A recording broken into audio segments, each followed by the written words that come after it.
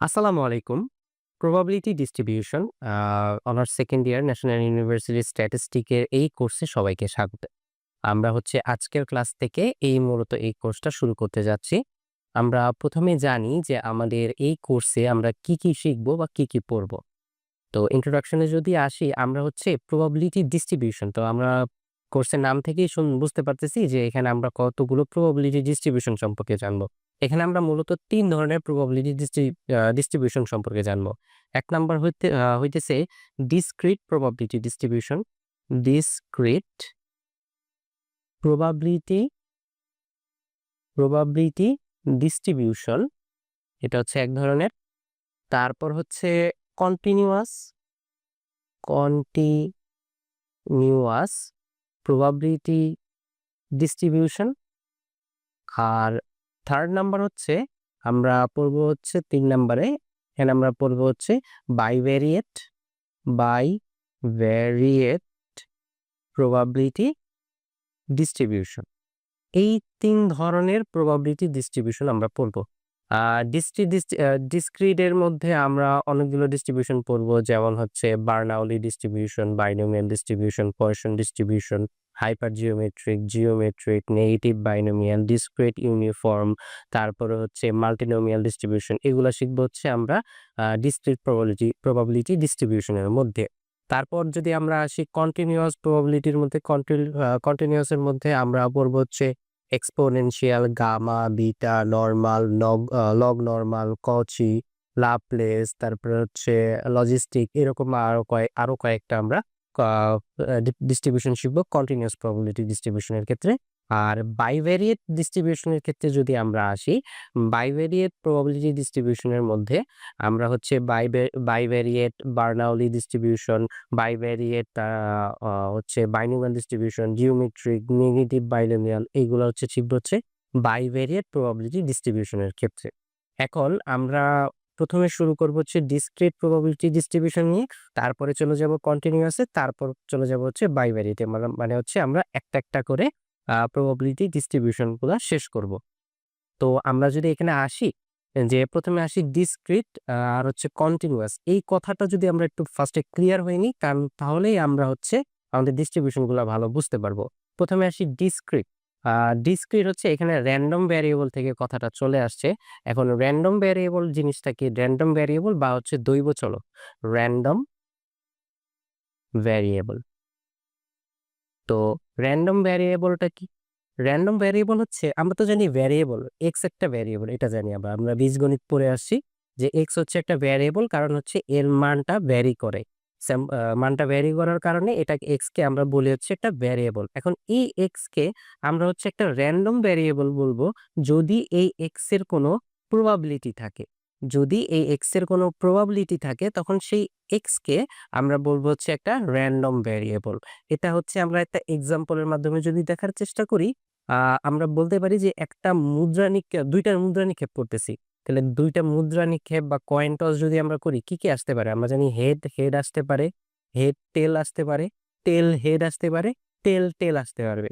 এইখানে আমরা হচ্ছে এক্স একটা চলক নিলাম। আমরা বলতে পারি না এখনো যে এটা কি দৈব চলক নাকি দৈব চলক না। আমরা ধরলাম যে এক্স একটা দৈব চলক, যেটা হচ্ছে হেডের সংখ্যা নির্দেশ করে। মানে কয়টা হেড আছে। আর আমরা যদি দেখি যে হেড ২ টা আসতে পারে, হেড ১ টা আসতে পারে, হেড ০ টা আসতে পারে। মানে এখানে এক্স এর ভ্যালু আমরা হচ্ছে ০, ১ এবং ২, এই ৩ টা ভ্যালু পাই।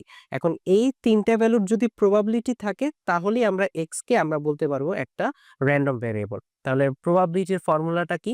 প্রবাবিলিটির ফর্মুলাটা হচ্ছে ইকুয়ালস টু, এটা হচ্ছে একটা আ প্রপোর্শন বা হচ্ছে একটা রেশিও। এটাকে আমরা বলতে পারি, উপরে হচ্ছে ফেভারেবল আউটকাম বা হচ্ছে অনুকূল ঘটনা। এটা হচ্ছে ফেভারেবল আউটকাম বা যেটা আমাদের অনুকূলে কাজ করবে। আর হচ্ছে নিচে হচ্ছে টোটাল আউটকাম, টোটাল আউটকাম। তো আমরা যদি একটু খেয়াল করি, যখন এক্স এর মান 0, এক্স এর মান 0 মানে কি? একটাও হেড আসে নাই, এরকম ঘটনা।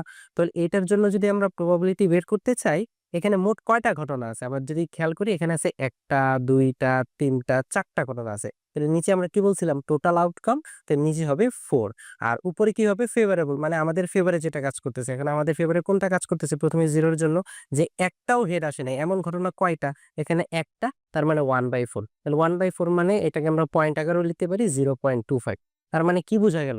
যে এই 0 এর জন্য আমরা একটা প্রবাবিলিটি পাইছি। তারপর হচ্ছে আমরা যদি 1 এর জন্য একটু খেয়াল করি, 1 মানে হচ্ছে আর নিচে তো টোটাল আউটকাম 4 থাকবেই। 1 মানে হচ্ছে আমাদের এইখানে যে একটা হেড আসছে এরকম ঘটনা কয়টা? একটা হেড আসছে এখানে এরকম ঘটনা হচ্ছে ২ টা। ১ টা, ২ টা। তাহলে উপরে হবে ২, এটা হবে 0.5 আবার যদি আমরা খেয়াল করি যে ২ এর জন্য, ২ এর জন্য প্রবাবিলিটি কত হবে? নিচে তো 4 টোটাল ঘটনা ৪ টা আছে। এখন 2 মানে হচ্ছে ২ টা হেড আসছে। এমন ঘটনা কয়টা? এই যে ২ টা হেড আসছে এমন ঘটনা এই একটাই আছে। তাহলে উপরে হবে 1 তার মানে হচ্ছে 0.25 তাহলে আমরা এখানে কি দেখতে পারতেছি? যে 0, 1, 2 এই ৩ টার জন্যই আমাদের প্রবাবিলিটি আছে। তার মানে ৩ টার জন্য যদি প্রবাবিলিটি থাকে তখনই আমরা x কে আমরা বলতে পারবো হচ্ছে র‍্যান্ডম ভ্যারিয়েবল। এখন র‍্যান্ডম ভ্যারিয়েবল ২ প্রকার হইতে পারে। একটা হচ্ছে ডিসক্রিট র‍্যান্ডম ভ্যারিয়েবল, আরেকটা হচ্ছে কন্টিনিউয়াস র‍্যান্ডম ভ্যারিয়েবল। এখন ডিসক্রিট র‍্যান্ডম ভ্যারিয়েবল কোনগুলো আর কন্টিনিউয়াস র‍্যান্ডম ভ্যারিয়েবল কোনগুলো? আমরা যদি দেখি যে x এর ভ্যালু যে এখানে যেভাবে দেয়া যে 0, 1, 2 এটাকে বলি আমরা ডিসক্রিট। এই আকারে যদি র‍্যান্ডম ভ্যারিয়েবল গুলো থাকে সেটাকে আমরা বলি ডিসক্রিট। আর যদি এই আকারে থাকে 1 less than x less than 2 এরকম আকারে যদি থাকে তখন সেটাকে আমরা বলি হচ্ছে continuous random variable. Continuous random variable. কেন কন্টিনিউয়াস কেন ডিসক্রিট বলা হয়? এটাকে ডিসক্রিট বলার কারণ হচ্ছে আমরা যদি একটু খেয়াল করি এখানে যে 0 এবং 1 আপাত দৃষ্টিতে আমরা দেখতে পারতেছি এখানে কোনো সংখ্যার গ্যাপ নাই। এখানে পুরো সংখ্যাটাই একদম 0 এর পরে 1 দেয়া আছে। কিন্তু আমরা যদি একটু ডিপলি খেয়াল করি 0 এর পরে কিন্তু 0.1, 0.001 এরকম অসংখ্য সংখ্যা কিন্তু 0 এবং 1 এর মাঝখানে আছে। ওই সংখ্যাগুলো কিন্তু আমরা এখানে কাউন্ট করিনি। তার মানে কি এখানে একটা গ্যাপ হয়ে গেছে। এই গ্যাপের কারণে এটাকে আমরা বলি হচ্ছে ডিসক্রিট। ডিসক্রিট মানে হচ্ছে বিচ্ছিন্ন। মানে এইখানে একটা গ্যাপ সৃষ্টি হয়ে গেছে। এর জন্য এই ধরনের দৈবচলকগুলোকে আমরা বলি হচ্ছে ডিসক্রিট র‍্যান্ডম ভ্যারিয়েবল। আর এইগুলাকে যদি একটু খেয়াল করি, এখানে বলছে ১ থেকে নিয়ে ২ পর্যন্ত টোটাল সব। মানে 1.1 ও হইতে পারে, 1.8 ও হইতে পারে, যেকোনো কিছু হইতে পারে। এখানে কোনো গ্যাপ দেওয়া হয়নি। তার জন্য এটাকে আমরা বলি হচ্ছে কন্টিনিউয়াস বা আ আ অবিচ্ছিন্ন দৈবচলক। এটা হচ্ছে এভাবে যদি থাকে তখন সেই র‍্যান্ডম ভ্যারিয়েবলকে আমরা বলব হচ্ছে কন্টিনিউয়াস আর এইভাবে যদি থাকে সেই র‍্যান্ডম ভ্যারিয়েবলকে আমরা বলব হচ্ছে ডিসক্রিট। এখন আসি আমাদের প্রবাবিলিটি ডিস্ট্রিবিউশন এর ক্ষেত্রে। তো ১ম এ শুরু করব হচ্ছে আমরা ডিসক্রিট আ ডিসক্রিট প্রবাবিলিটি ডিস্ট্রিবিউশন। তো এটা যদি আমরা শুরু করতে চাই তাহলে নেক্সট পেজ থেকে আমরা শুরু করে দেব এই যে আমাদের ১ম এটা হচ্ছে বার্নাউলি ডিস্ট্রিবিউশন এটা হচ্ছে একটা ডিসক্রিট প্রবাবিলিটি ডিস্ট্রিবিউশন। এটার ১ম আমাদের প্রপার্টিটাই হচ্ছে বা ১ম বৈশিষ্ট্য এটাই হচ্ছে যে এটা হচ্ছে একটা ডিসক্রিট ডিসক্রিট প্রবাবিলিটি ডিস্ট্রিবিউশন। এটা হচ্ছে এই প্রবাবিলিটির একটা মেইন বৈশিষ্ট্য। মানে এটা হচ্ছে ডিসক্রিট র‍্যান্ডম ভ্যারিয়েবল গুলোকে গ্রহণ করে। এখন আসি যে আমরা হচ্ছে বার্নাউলি ডিস্ট্রিবিউশন কাকে বলবো? তো যদি আমরা এখানে আসি আম ডেফিনিশন এর ক্ষেত্রে, তো ডেফিনিশন এর ক্ষেত্রে আমরা আসি। ডেফিনিশন ক্ষেত্রে আমরা এভাবে বলতে পারবো যে, "আ ডিসক্রিট র‍্যান্ডম ভ্যারিয়েবল x" এভাবে বলতে পারবো যে, "আ ডিসক্রিট র‍্যান্ডম ভ্যারিয়েবল x ইস কল্ড বার্নাউলি ভ্যারিয়েবল" মানে ১ম এ আসছে হচ্ছে বার্নাউলি ভ্যারিয়েবলটা কাকে বলে? তারপরে আসবো ডিস্ট্রিবিউশন এ কাকে বলে। তাহলে এই ডেফিনিশনটা হচ্ছে বার্নাউলি ভ্যারিয়েবল। তো উম য আমরা একটা ডিসক্রিট র‍্যান্ডম ভেরিয়েবল ধরে নিছি x। এখন এই x কে বার্নাউলি ভ্যারিয়েবল বলা হবে যদি এইটা মাত্র ২ টা ভ্যালু গ্রহণ করে। একটা হচ্ছে 0 আরেকটা হচ্ছে 1। এই x যদি এই 0 আর 1 এই ২ টা ভ্যালুই গ্রহণ করে তখন সেই x কে আমরা বলব হচ্ছে Bernoulli variable. Bernoulli variable variable. আর তাহলে বার্নাউলি ডিস্ট্রিবিউশনটা কি? বার্নাউলি ডিস্ট্রিবিউশনের সংজ্ঞাটা হবে এইরকম যে যদি ডিসক্রিট র‍্যান্ডম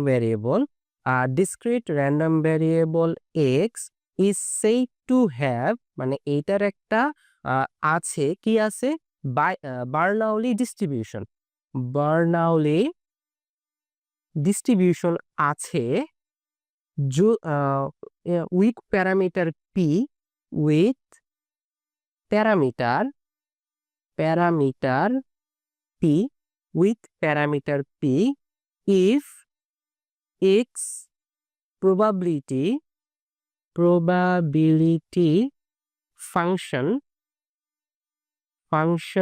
is, যদি এটার probability ফাংশনটা এরকম হয় f of x p equals to p to the power x 1 minus p whole to the power 1 minus x, যেখানে x equals to 0 0 এবং 1 আর হচ্ছে 0 আদারওয়াইজ, OTH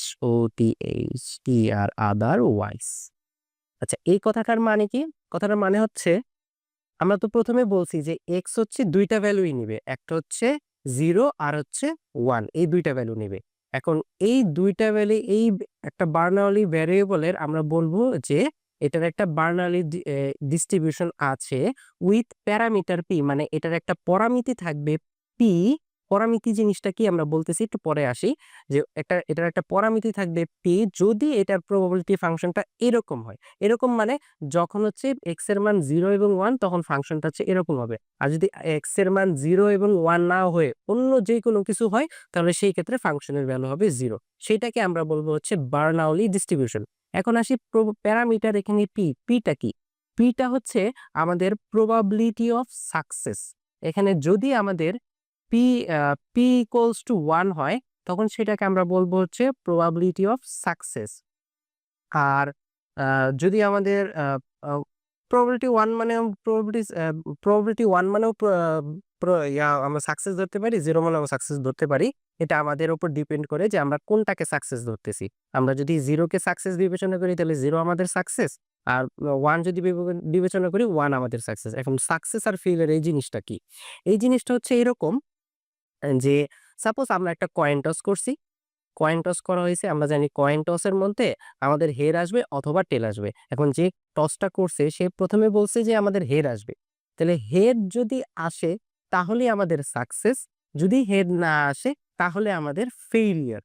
তার মানে এখানে হেড আসাটা হচ্ছে আমাদের সাকসেস, তাহলে সেইটাকে আমরা 1 দ্বারা ইন্ডিকেট করতে পারি, 0 দ্বারাও ইন্ডিকেট করতে পারি। যদি এই আমাদের সাকসেসকে আমরা 1 দ্বারা ইন্ডিকেট করি তাহলে ফেইলিউরকে আমরা 0 দ্বারা ইন্ডিকেট করব।